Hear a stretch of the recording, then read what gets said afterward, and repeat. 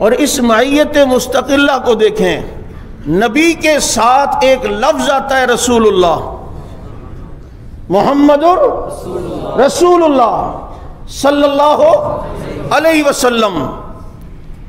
صدیق کے ایک لقب میں بھی لفظ رسول اللہ آتا ہے، اس کو معیت مستقلہ کہتے ہیں۔ آپ حیران ہوں گے مولوی صاحب وہ کیسے؟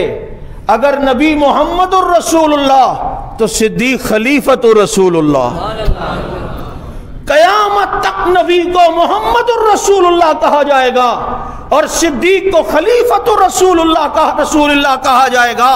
یہ لفظ رسول اللہ دونوں کے ناموں میں بیچ میں آ رہا ہے، وہ محمد الرسول اللہ، یہ خلیفۃ رسول اللہ۔ خلیفۃ رسول صرف ایک ہے اور وہ ابو بکر ہیں، حضرت عمر وہ خلیفہ ابو بکر ہیں، حضرت عثمان وہ خلیفہ عمر ہیں، حضرت علی وہ خلیفہ عثمان ہیں، یا وہ تینوں امیر المومنین ہیں۔ خلیفۃ الرسول اگر کائنات میں کوئی ہے تو وہ صرف اور صرف ابو بکر صدیق ہے۔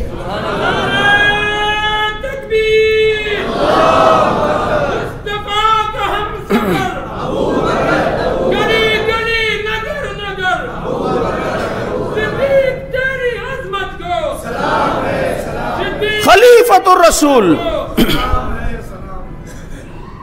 وہ محمد الرسول اللہ، یہ خلیفۃ رسول اللہ۔